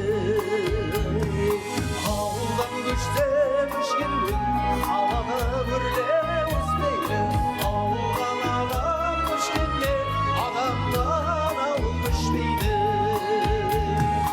Ауылдан адам көшкеннен адамнан ау көшпейді.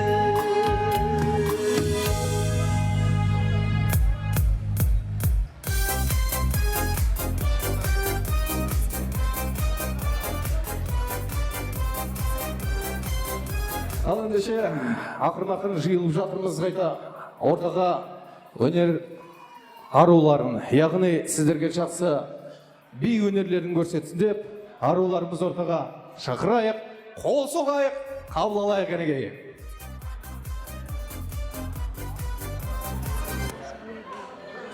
For a blue kind of music, and now they play it from Steamboat Springs to La Paz.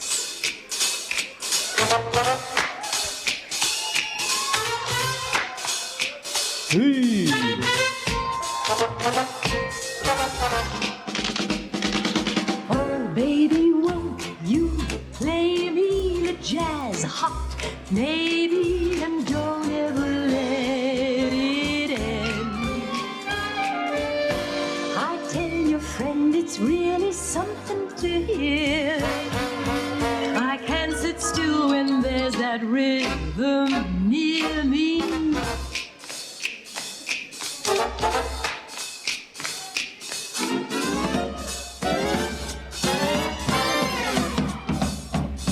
Oh, so baby, the jazz hot may be what's holding my soul together.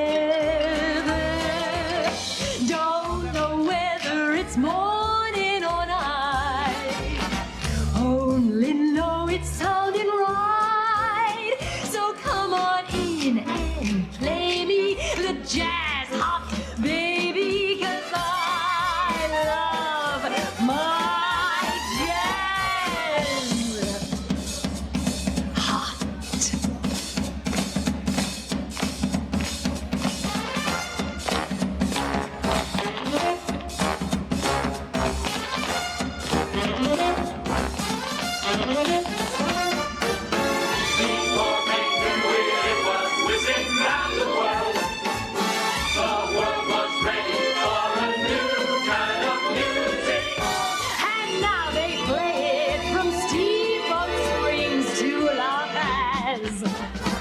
When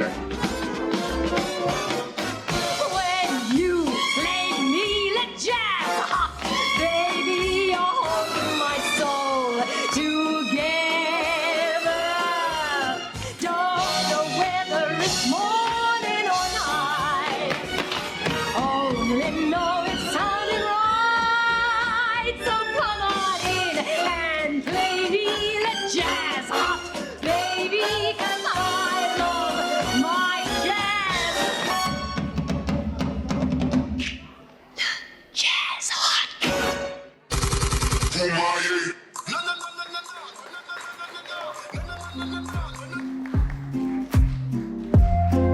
Рахмет. Шапалақты ойланып отырсыздар ғой. Ұялмай ұра беріңіздер, құрметті ағайын. Ал енді мен ортаға Сейтқали ағамызды шақырайықшы. Жансая апайымыз, жеңгеміз, келіңізші. Мына тойдың басында құрметті ағайын көңіл күйді сұрап алдым ғой жаңа. Мына ортасына келіп қалдық енді. Шамал бір отырып алсақ енді. Иә, отырып алыңыздар. Құрметті ағайын, әрине барынша ортада сіздерге қызықты өткізуге тырысамыз. Әрине сіздер қабылдасаңыздар, бірінші, екіншіден сіздер біздерді қолдап тұрсаңыздар.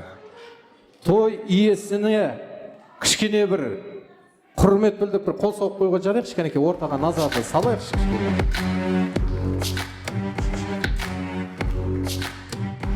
Ал енді жаңа көрдіңіздер, бірінші ойында қыздар, қыз келіншектер бар ма, той көтеретін деп едім, өздері атып шығып кәнігі ортаны көтеріп кетті. Енді біз енді кезекті жігіттерге қаратқымыз келіп отыр. Жігіттерден бар ма ортаға бір өнерлі жігіттер, азаматтар? Бар ма? Жігіттер енді кішкене ұялшаң болады ғой. Мінеге, қол соғып қояйық кәніге. Кім келе жатыр? Қош келді. Әй, бәрекелді, бұлай тұры олай. Екі жігіт. Қанша көп болса сонша жақсы. Қараңызшы кәнеке. Мына жақта кімдер бар жігіттерден бір тойда кәдімгі тойдың гүлі болып жүрген, от болып жүрген жігіт. Сабыр кішкене ағайын. Айбол. Қош келдіңіз. Кәнеке, тағы кім? Ғабидолла деген анасы. Ғабидолла. Келіңіз Ғабиге. Келе беріңіз, қиын емес, келе беріңіз.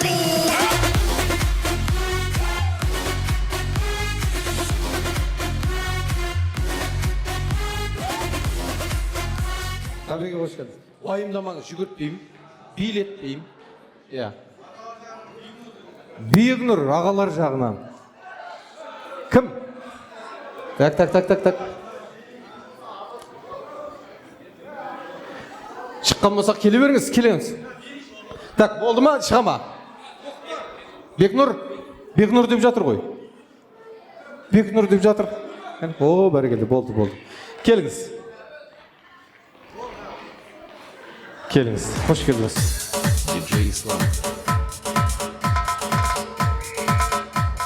Осы жағдай жетер бізге, кәнеке бір қатар тұрып алайық. Иә, танысы болайық, кім боламыз? Жиені. Жиен. Құдасы кластас. Құда кластас. Туысы кластас.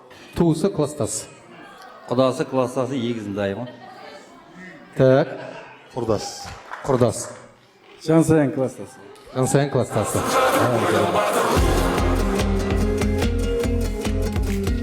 Бірінші ойында қыздардың ойындар ұнап кетті сіздерге. Ойындар ұнады ма? Честно айтайық, шынымен айтайық. Өтті ма? Иә. Енді біз қыздырайық енді. Бірақ енді уәде билетпеймін, жүгіртпеймін. Осы жерде тұрамыз, өлең айтамыз. Иә. Қандай өлең білеміз? Любой. Біреуін айта салшы. Тыңдайық. Минусовка қоям? Жоқ, прямо айта бер.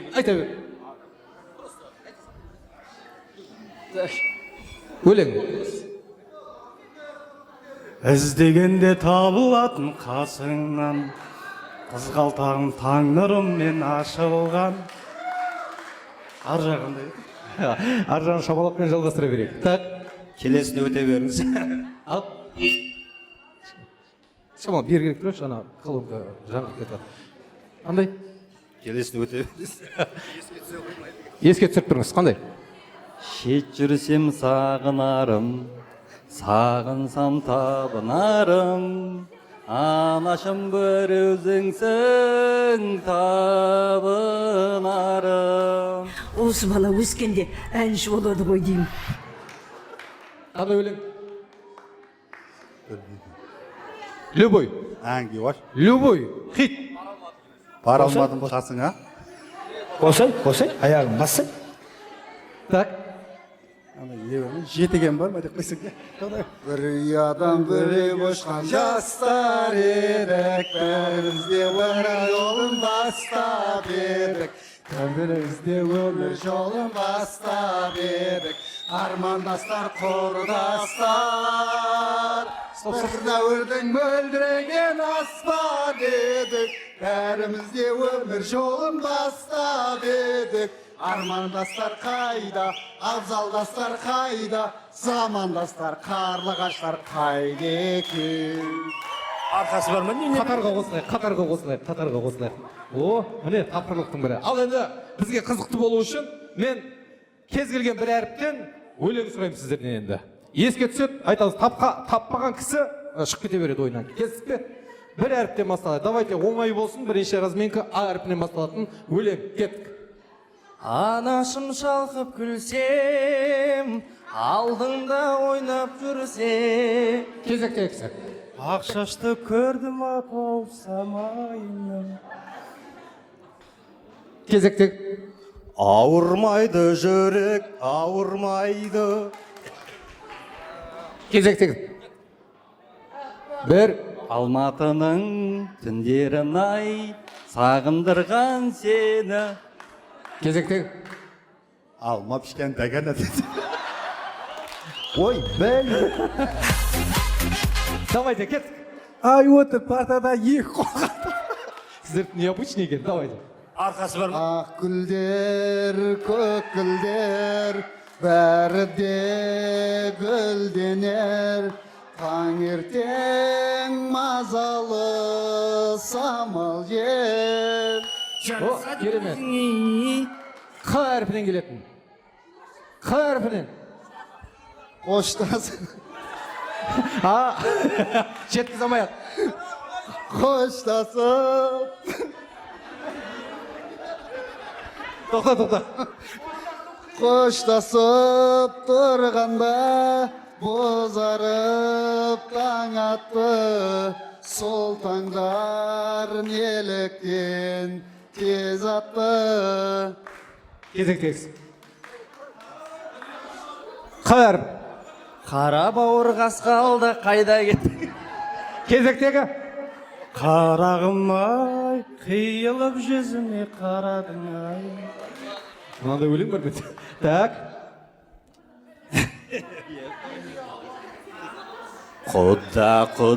Құдалар. Так, қабылдаймыз, давай. Қызыл гүлім ай, қызықтырдың ай, аппақ гүлім ай, ардағымсың ай. Кезекте. Қара бауыр қасқалдақ. Сізде вообще ән жоқ екен, Так.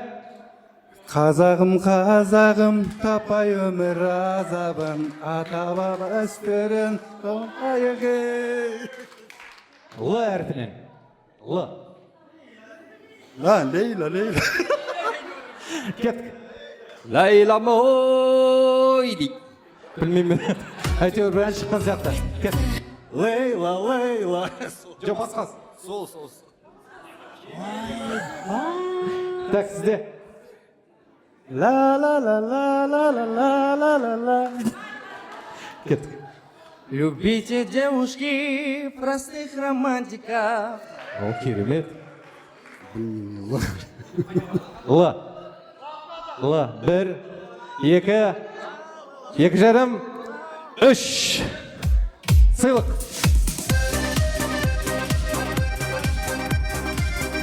Рахмет. Түрлі тегенеге. Дайымыз ба?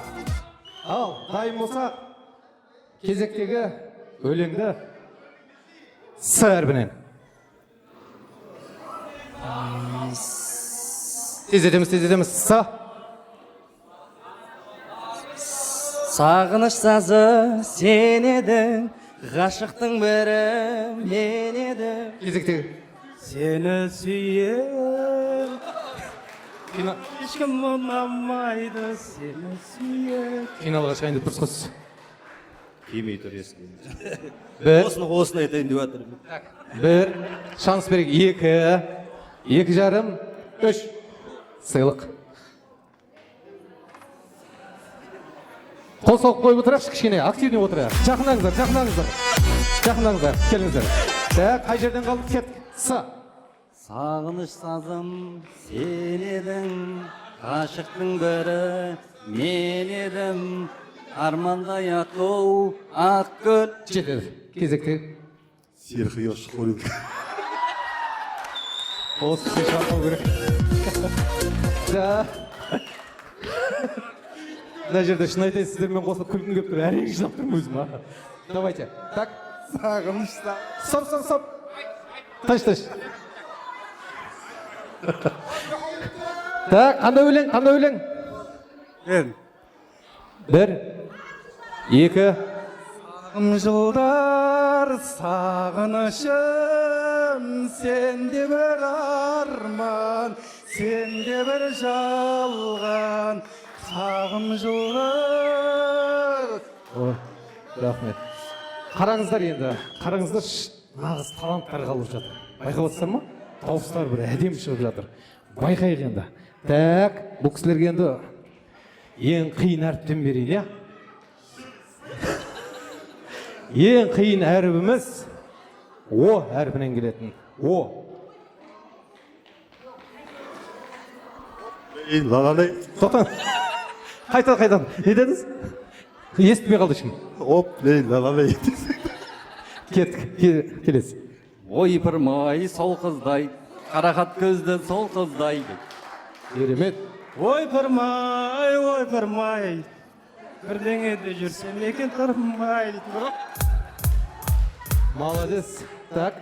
Орысша бола ма? Өлең болса. Аберни. Жазылғанда о болып басталады.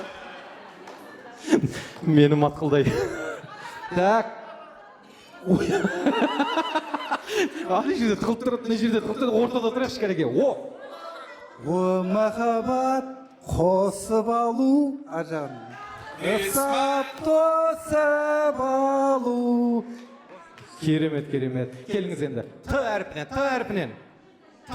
Тракторист, тракторист. Так. Тамшы тамшылар. Табиғатым бірдеңе дейді. Білмеймін өлеңдердің сөздерін. Осы табиғат жайлы. Так.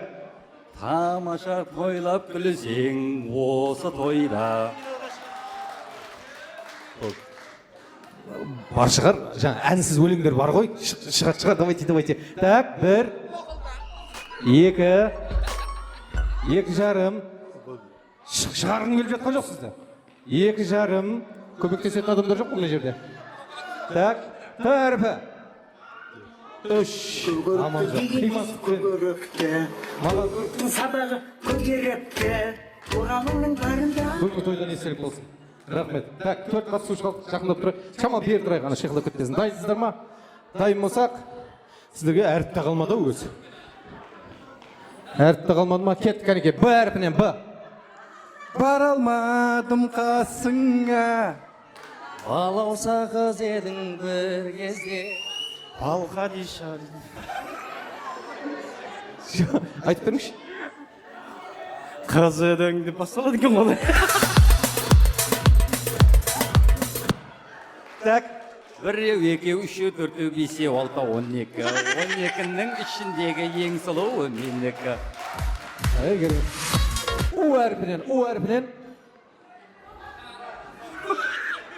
У әрпінен. Менен бастап. Иә. Учкудук, 3 колодца, защити нас от солнца. Защити деген жерді ақырын айтып кеттіңіз ғой. У меня появился другой.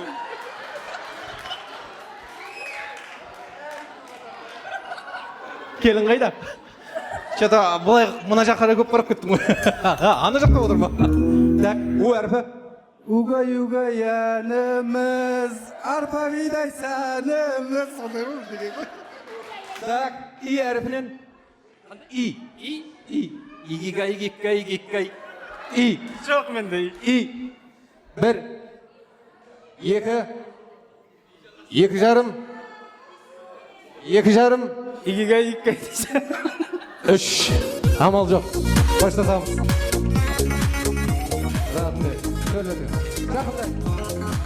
Енді тездетеміз ендеше. Ардақ ағайын, қолдап отырайық. Кезектегі әріпіміз қандай әріп берсем екен? Ал кеттік кәнеге. Н әріпі. Нан дегенде. 1, 2, әлі шанс бар. 2,5. Наурыз айы келгенде, той болушы еді бүгінде. Той болушы еді ме? Так, на. Небеса мои обетованные. Орысша өлең білген қандай повезло болып жатыр, я? На. Нурикам ай, камалың ай, күндей асты жанарың ай. Қолым жетпей, сөзімді өтпей, жаутаңдаған жанарың ай. Керемет. Ма әрпі. Өздері айтып жатыр уже, өздері айтып жатыр. Кеттік, ма. 1. Махаббат деген қандайды, қарасам көзің тоймайды. Сағынған жанға жет алмай, қаншама гүлдер сарғай. Махаббатпен ойнама сен, жас жүректі қинама сен. Мұхаббат бағындағы сайраған бұлбұл едің. Керемет. В әрпінен бар ма? В. Вече с моря ду. Так, В. В. 1, 2. Вера, ты одна осталась у меня. Меладзе. Қайдасы, мына жаққа. В. Естілмеді ме айтқаны? Екеуі күліп жатыр. В. 1, 2, 2,5. 3. Қазақтарға В деген кезде бірінші жер вагон келеді, бірақ вагон жай өлең таппай жатырмыз. Керемет. Так.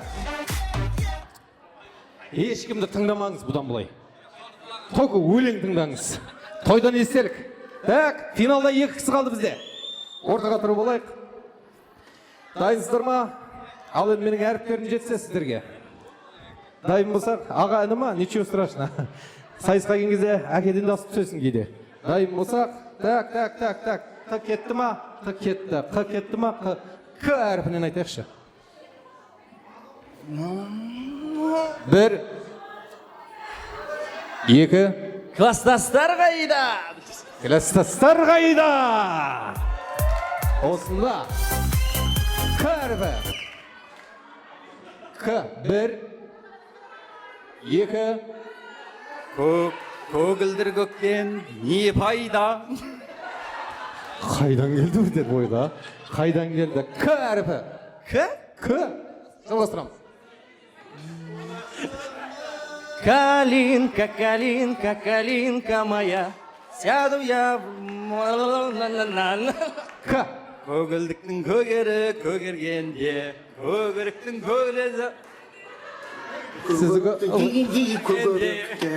Көктен келе береді. Так. З әріпінен келетін. 1, 2. Зуби. З. Зима, холода, одинокая дома. З. Бір. Екі. Замира дейтін бір өлең бар еді ғой баяғыда. 2,5. Меня забудь, уйдет любовь как дым.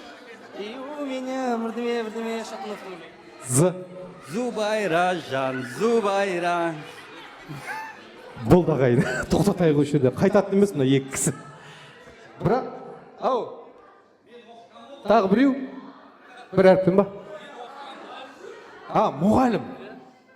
Оқушы. Қай пәннен сабақ берген? Музыкадан? Қоя қойыңдар сайшы. Мен нағып тұрмын ортада бұл екеуінің. Біреуі мұғаліммін дейді, біреуі оқушымын дейді. Керемет.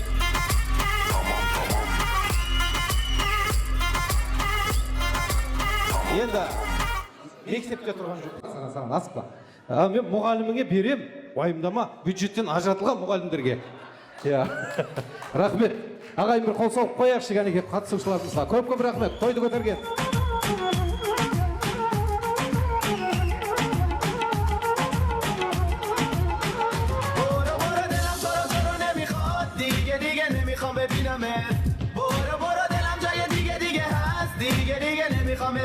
Ал енді, құрметті ағайын, кезекті антраққа би.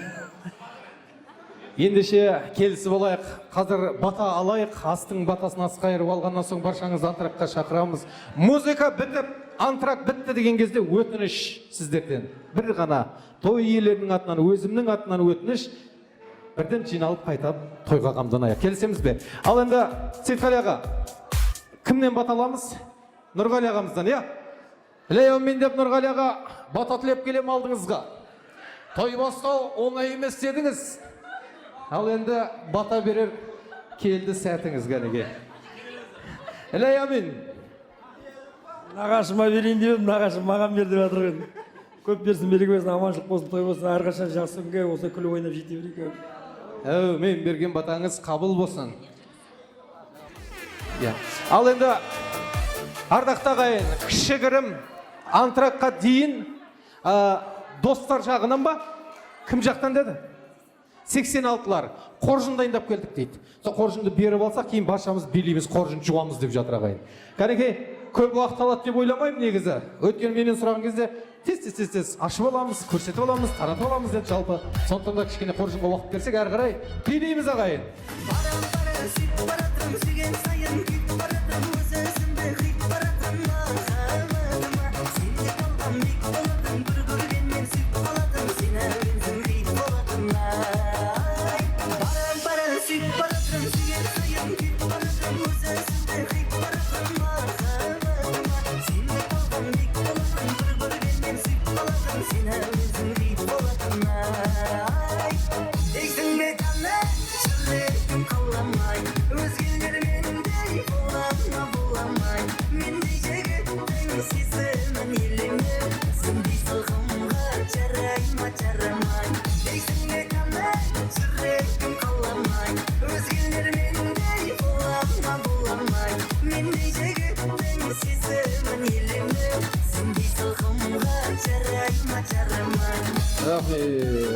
Қыз келіншектер, мына жаққа келіңіздер. Ең қызық жағдай осы жерде болайын деп тұр қазір. Жаңа алып келген қоржынды ашамыз деп жатыр. Баяғыда үлкендеріміз айтатын еді, мамаларымыз, әжелеріміз ұрыспай төбелеспей бөлісіп алыңдар деп. Кәнеке, құтты болсын. Ал, ер азаматтарға музыка қойып қояқ, өзіміз билейміз десек, немесе бір таза ожытамыз десек, шегірім. Әрі барса бір 5-10 минут шыға, әрі қарай беймен жалғастырамыз антрағымыздан.